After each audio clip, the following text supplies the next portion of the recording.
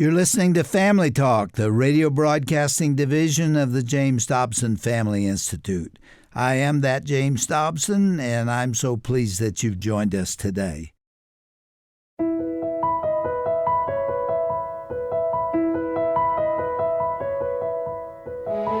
Welcome back to Family Talk. Roger Marsh here, and today's show is another installment in our 2021 Best of series here at Family Talk. In just a moment, you're going to hear part 2 of Dr. Dobson's conversation with author and radio and TV personality Mark Levin. They'll continue their conversation about Mark's recent best-selling book called American Marxism. Now, before we get into our special program today, I want to remind you that we have a matching grant right now here in place at the JDFI. That means that thanks to some generous friends of our ministry, every gift to Family Talk in December will be doubled. To have your donation matched today, just go to drjamesdobson.org. That's drjamesdobson.org. Or call us at 877-732-6825. Remember, you are making a difference in the lives of families every time you make a donation. So thank you for your faithfulness and your partnership. Here now is our own Dr. James Dobson to introduce his guest on today's edition of Family Talk. Well, hello, listeners. I'm Dr. James Dobson, host of Family Talk. And if you were with us last time, you know that we were talking to Mark Levin, who's an icon who is heard and watched by millions of people on radio, television, and on social media. He's in the Radio Hall of Fame, a distinction that I'm also honored to hold. Mark has a Juris Doctorate from Temple University School of Law. He's a New York Times best-selling author of many books, including the latest one, American Marxism, which is flying off the shelves today. And we're going to continue talking about that today. He's back with us, and welcome, Mark. It's a delight to have you back. Thank you, Dr. Dobson. The honor is all mine. We want to get back to your book, but first I would like you to address the American military's shameful and botched withdrawal. It wasn't the fault of the military, but our departure from Afghanistan ended on August 31st, and we are embarrassed. I am. I know many Americans are, by what took place there. In fact, I'm outraged by it. I'm outraged with President Biden for leaving many American citizens and those Afghans who were our friends, and they translated for us and they helped us in the war effort. This is a death sentence for many of them, isn't it? Yes, I've never been more disgusted, to be perfectly honest. We all knew Biden was a disaster. What he's done on the border is a disaster, all the inhumanity that's taking place there, the way he is destroying our fiscal state in this country with this reckless, unbelievable spending, deficit spending, how they want to use the budget process to destroy our constitutional system, and massively increase the welfare state and the power of the central government, destroy our voting system and state authority. It's as if everything this man touches in the civil society is destroyed. He's a wrecking ball. Oh. And now, of course, that includes Afghanistan, which will go down in history as probably the greatest blunder militarily and diplomatically since the end of World War II. He has thrown away decades and decades of national security policy and military policy. Mm-hmm. But when you pull out under cover of dark and don't tell your allies, and so you take out all your air cover, you take out our CIA operatives and all the intelligence, you take out our contractors who are providing mechanical support for the helicopters and so forth. After you spent 2 decades training an army, the Afghans, to fight traditionally as we do, with air power, with intelligence, with special forces and so forth. And they were putting up a fight early on. Well, they collapsed. And this administration has some responsibility for that. But it has every responsibility for every American citizen who's now behind enemy lines. This is so horrendous. The implications for our national security, now they have a terrorist state right next to a nuclear state. The opportunities for the communist Chinese and the fascistic Russians are manifold, and the danger that we now face is 100 times worse than we did when we had those 2,500 troops there. Mm-hmm. You know, Mark, Shirley and I often pray at the end of the day, and we have been grieved by what's happened to those, primarily the military people who are abandoned, and what must be going on with them now. They know that they're likely to be executed or put in prison or done worse to, tortured. And you can imagine that they're hiding there somewhere in the grass. Who knows where they are? Who's feeding them? Those who are wounded are perhaps without medical care, and they feel alone and lonely. They want their families, and we walked away and left them. That is unconscionable to me. You know, Dr. Dodd, we left school children over there. We left little girls over there. We know what's going to happen to them. What shocks me is that some of the generals at the highest level of the Pentagon didn't resign in protest over this. This is a humiliation that is going to result in getting more and more Americans dead. And now that the cameras are gone, the media is not there, the slaughter begins. The genocide begins. And based on what we know from the past and some of what we've seen, you can imagine how horrendous this is going to be. I mentioned in the last program that I try not to miss your Fox News show, Life, Liberty, and Levin. And you said the other night, if we don't stand up to the Taliban, we're going to lose this great republic. Elaborate on that. Well, here's the thing. Just because we announce the 20-year war is over, it's not over. There's evil in the world. There are evil people. There are evil organizations. America is an exception. It's an exception. And unfortunately, we have a generation of people in this country, a younger generation, that's really never had to confront it. They didn't fight in Vietnam and North Korea and all these other places. And so for them, when they hear a Biden or they hear a Pelosi or they hear a Blinken, the Secretary of State, it all makes sense. But none of it makes sense. And so what I was trying to say, and what I'm trying to say now, is we can leave Afghanistan, but Afghanistan is not going to leave us. We have now encouraged and provoked every one of our enemies, whatever they're up to do it faster and bigger, because they know what we have in the Oval Office is a man who's even worse than Neville Chamberlain. And so now the Iranians are moving at breakneck speed on their nuclear weapons system, and Biden's trying to negotiate with them, and he's already gotten billions of dollars to them, which is exactly the wrong thing to do. And he has pressured the Israelis to give hundreds of millions of dollars to the Palestinians. Hamas praised the Taliban. And you know, the other thing that concerns me so much is the open border, where we're practically inviting terrorists to just walk through. They don't even have to register or let anybody know they're there. They can just walk in and take whatever they want or bomb whatever looks attractive to them. It just, anybody could see that. Why is it so difficult for the far left to recognize what we're doing here? Of course, you're 100% correct. And most of the media have not gone down there. Joe Biden hasn't gone down there to see how wonderful his policies have been. I'll tell you why. Because the Democrat Party is the funnel through which the American Marxist movement now works. The squad. It's not a squad, it's a cabal. And that's the tail that wags the dog. And so what are they getting off the border? They believe it's going to empower them. They believe that the people who are coming in will get amnesty, they'll become American citizens, and 2/3 to 3/4 of them will vote Democrat.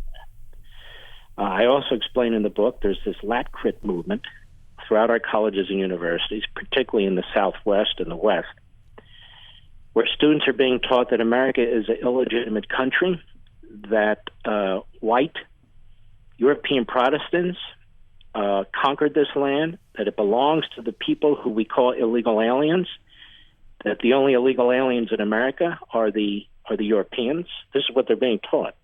And so this is a natural and very necessary response to what took place when this territory was illegally conquered.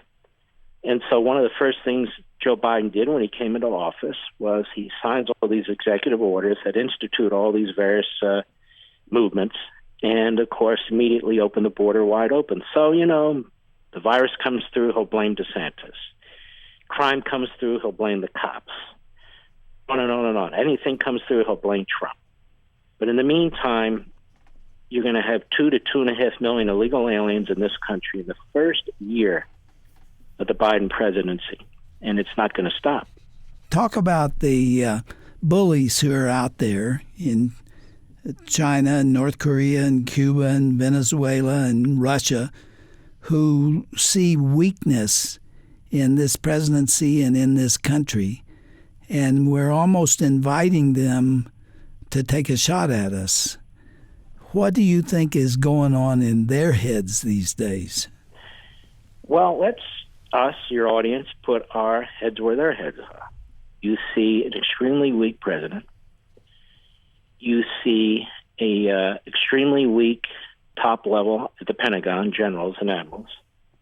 You see a Secretary of State who you kicked around not too long ago, a national security advisor who believes that the way to deal with terrorism is through financial aid and diplomacy.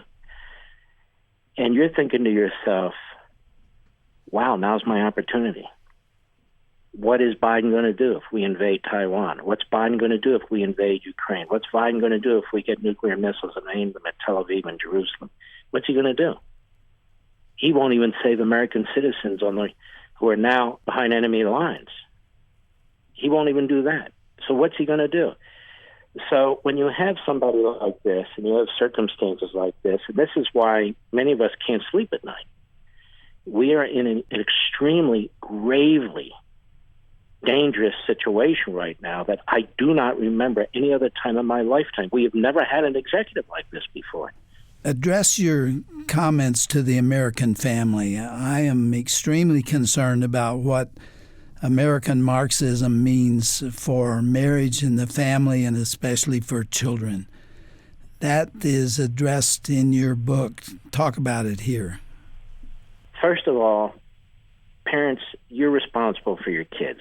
You can send them off to school, but you got to make sure each and every day you know what they're learning, and you make sure that you're teaching them. And I'll even say indoctrinating them with morality, with home principles, with the Golden Rule.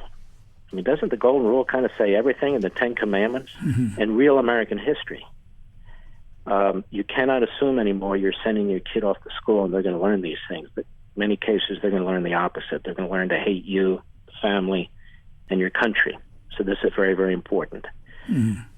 The other thing we need to do is attack these institutions, not just passively accept what's going on. We pay for these government schools. We pay for the colleges and universities. We pay for everything. And there are more of us than there are of them. When you look at spending, I'm in my 60s, people in my age and older.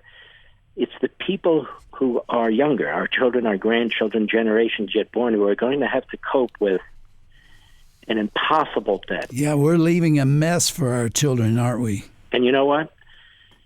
So big is this disaster, they're never going to be able to claw their way out of it. Mark, surely they know that. Why do they want to destroy the greatest country that ever lived? Because they don't believe it's the greatest country that ever lived. These are Marxists in mind and heart and soul.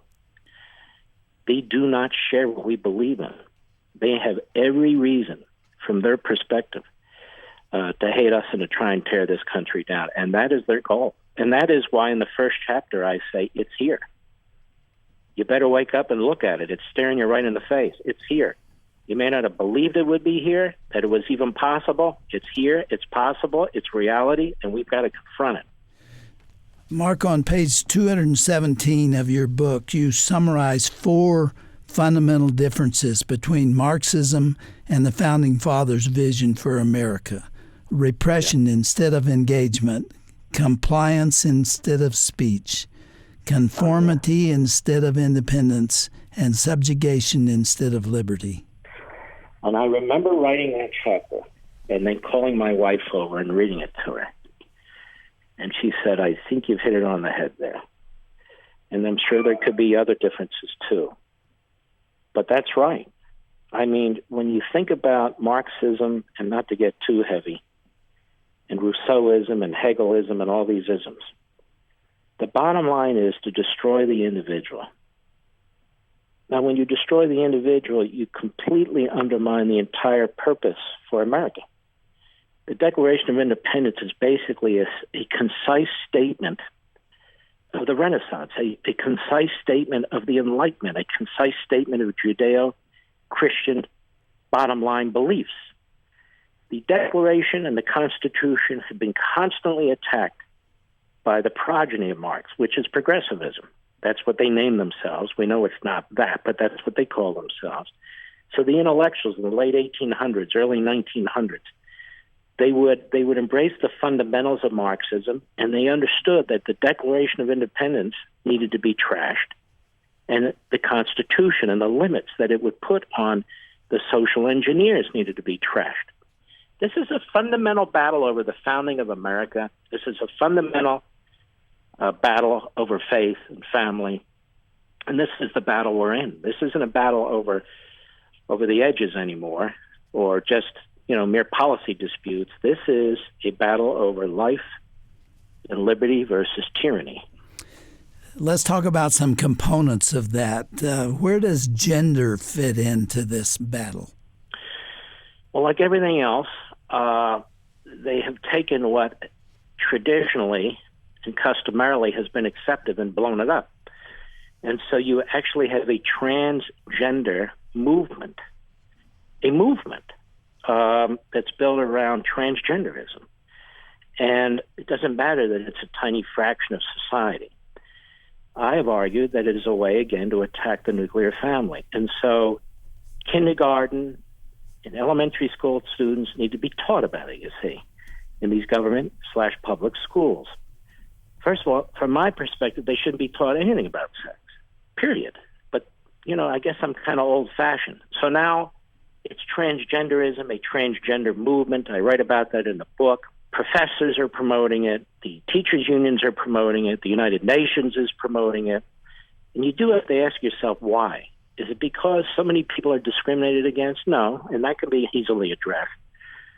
No, it is now part of this intersectional, ideological American Marxism movement for the most part, which, again, is an attack on tradition and customs in our country. They're really undermining the very definition of personhood, aren't they? That's a very good way to put it. And because the overall attack is on the individual and the individual's human nature. Well, another component of it is the language police. Diane Revich wrote a book. Mm-hmm. She's a historian and professor at New York University. And she was shocked when she looked into what's happening there. Can you talk about it? Yeah, I mean, she was one of the folks that was supposed to review these various textbooks going into the school system. And she was appalled. It's not that she's some big right-winger person in faith. Maybe she's both. I don't know. But that's not her reputation. And she was utterly shocked at the attack on language. And you can see the attack on language now. I quote another author in there about how these various totalitarian regimes, communist regimes, they grab a hold of the language. And you can hear the language used by the American Marxists. You can hear the language used by Democrats in the Democrat Party. That if you have a state like Georgia that wants to alter its election laws to go back to pre-pandemic period and yet still liberalize the laws in many ways, that's Jim Crow. So that's a use of the language to create hysteria and jealousy and anger, particularly among minorities. Or they talk about human infrastructure bills. We used to call this Marxism and socialism, where they take our economy and turn it inside out and hand it over to the politicians and bureaucrats to redistribute liberty and redistribute rights and redistribute wealth. but they call that human infrastructure. Or they talk about reimagining the police. You can hear Kamala Harris and a slew of others talking about reimagining law enforcement, which means destroying it and imposing something else. And I can go on and on and on. So what you see here is this growing poison of tyranny. Mark, is there a link between the woke movement, critical race theory, and Black Lives Matter and some of these other socialist movements? Yeah, Black Lives Matter is a product of American Marxism. At least two of the three founders have openly stated that they're Marxists. And early on in their mission statement, they would proudly say they are too. And what they want is to abolish the existing society. They call it the white dominant society through critical race theory and critical theory. They use race as the mechanism through which to do it. But it is about taking out the society and starting it all over again. Herbert Marcuse and others, Derek Bell, people will become familiar with them in the book. They came up with these various theories and ideas, or promoted old theories and ideas, as a way of attacking the American system, as a way of attacking this country. Because if you take down America, you take down everything else in the world, and they're well aware of that. Mark, we're running out of time. Let's end with three quick questions. Where does Marxism lead, and what are its implications for America's future? It leads to totalitarianism. In some societies, it's brought on faster than others. It turns human being against human being based on physical characteristics, based on religious beliefs.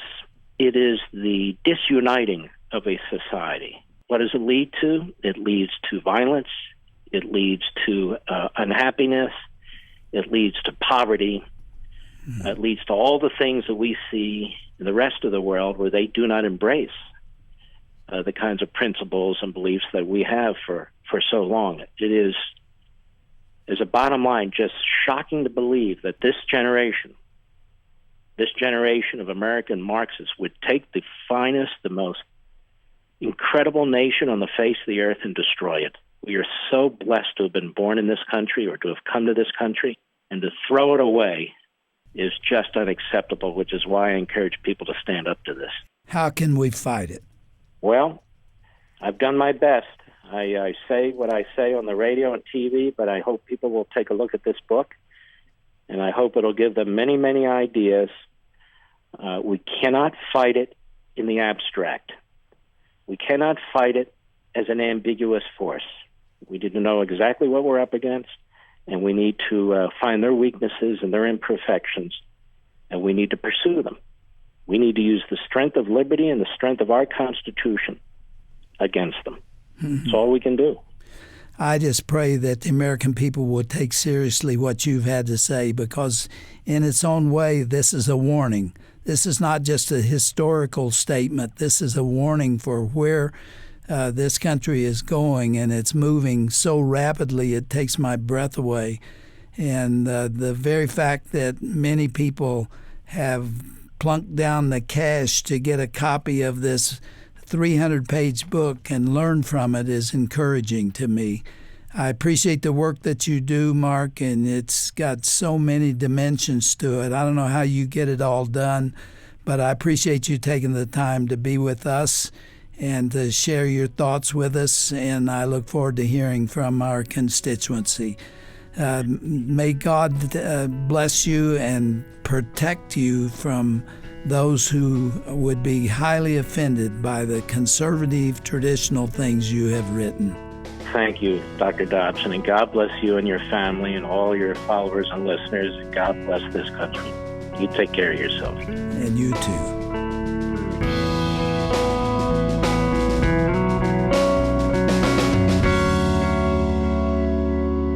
Well, that was the conclusion of Dr. Dobson's sobering conversation with conservative radio and TV host Mark Levin here on Family Talk. We hope that you were edified by today's program, which was another installment of our 2021 Best of collection here at the Dr. James Dobson Family Institute. Now, if you would like your own copy of Family Talk's 2021 Best of collection on CD, please visit drjamesdobson.org/Best of 2021. This 6-CD collection contains 18 of the most popular Family Talk programs from the past year, and we are offering it to you for a suggested donation of $50. Just visit drjamesdobson.org/best-of-2021 or call us at 877-732-6825. And last but certainly not least, thank you for supporting the Dr. James Dobson Family Institute. We truly covet your prayers as we continue in the fight to defend biblical truth in the culture, and we rely on your financial contributions to help make that possible. We hope you'll join us again next time for another edition of Dr. James Dobson's Family Talk.